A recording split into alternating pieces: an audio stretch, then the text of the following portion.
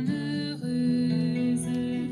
Le Seigneur s'en fit pour moi des merveilles, saint est son nom. Vous, Et avec votre esprit, Évangile de Jésus-Christ selon saint Matthieu. gloire à toi, Seigneur. En ce temps-là, comme Jésus parlait encore aux foules, voici que sa mère et ses frères se tenaient là, au dehors, cherchant à lui parler. L'année sainte qui nous a été donnée, année de grâce, placée sous le thème « Pèlerin de l'espérance ». Nous sommes invités à raviver en nous le don qui a été fait à notre baptême, l'espérance. Comment raviver l'espérance? Pas facile. Je vois parmi nous des visages que je connais qui vivent des épreuves. Parmi nous, certains ont eu des chemins qu'ils n'avaient pas souhaités, avec des virages.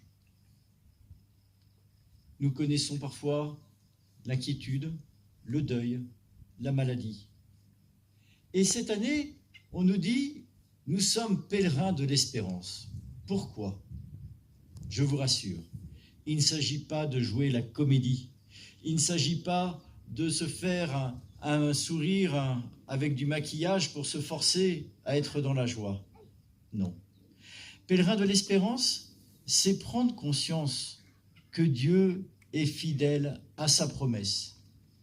Dans la première lecture, tirée du prophète Zacharie, nous avons entendu cette promesse. Voici que Dieu va venir sauver son peuple à travers son Fils, son Messie. Et voici que Dieu accomplit sa promesse. Ce que le cœur de l'homme n'osait espérer s'accomplit en Jésus qui prend le chemin des hommes. Dieu ne joue pas la comédie, il prend vraiment notre chemin, y compris les chemins tortueux de montagne. Il pourrait aller tout droit, mais non, Jésus patiemment marche sur nos chemins à nous.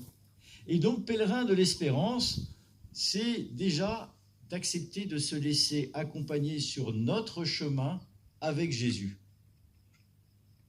On pourrait très bien se dire « Ah, j'aimerais tellement être là-haut sur la montagne, regarder la cime ». Mais il nous faut déjà réaliser que Jésus marche à nos côtés. Quels que soient les chemins, il n'est pas de chemin que Jésus ne puisse emprunter pour nous accompagner. Premier motif d'espérance pour nous. Deuxième motif d'espérance, c'est que Jésus, sur la croix, nous a donné Marie pour mère, qui nous accompagne comme une mère, qui nous accompagne et qui guide nos pas pour nous mener à son Fils. Notre-Dame de Évernette a accueilli tant de pèlerins, a accueilli tant d'intentions de prière.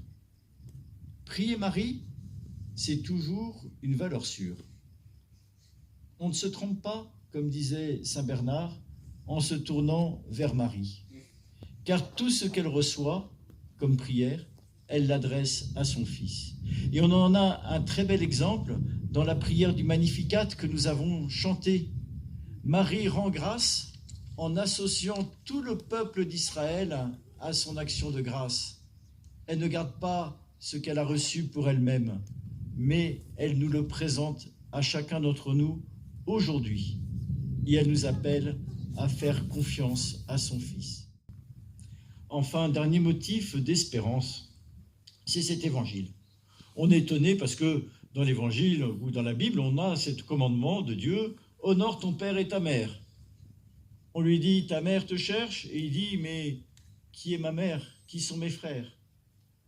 Et la bonne nouvelle, Jésus, évidemment, honore sa mère. Mais il nous dit, celui qui garde, qui écoute et qui garde ma parole, celui qui rentre dans une relation de confiance avec moi, celui qui se laisse accompagner sur son propre chemin, celui-là devient un frère, un père, une mère. Et nous rentrons dans une relation, non pas dans un club, qui serait un club fermé, mais nous rentrons dans une relation de vie, une relation de confiance avec le Seigneur, telle une famille. Alors, puisse cette célébration être source de paix, puissions-nous élargir notre prière à ceux qui se sont confiés à nous, à ceux qui sont dans la peine, à ceux qui désirent que nous nous tournions vers Marie pour lui présenter toutes nos intentions de prière, qu'elle, Marie, accompagne nos chemins de pèlerins d'espérance. Amen. Amen. En toi nous est donnée l'aurore du salut.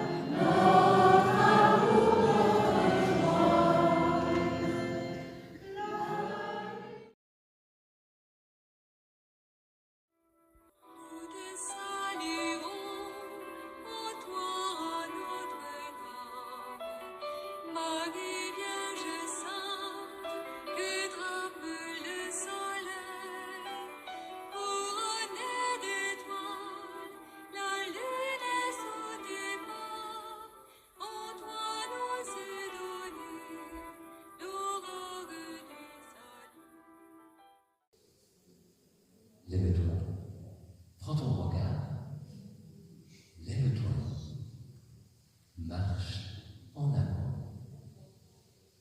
C'est une parole de l'évangile, ça, de Jésus. Prends ton regard, lève-toi, marche, espérance au cœur du monde. Merci d'avoir d'ailleurs donné ce petit témoignage de l'aide à l'Église en détresse dans le monde. Ça nous relie le petit coin de montagne au monde entier. Et c'est sympa de retrouver le monde entier ici. Ça, c'est déjà une expérience formidable. Moi, je trouve, enfin, quand on retrouve le monde entier ici. Dans mon enfance, c'est un petit témoignage, je faisais partie d'une manécanterie. Et j'ai chanté le Stabat Mater de Haydn avec cette année.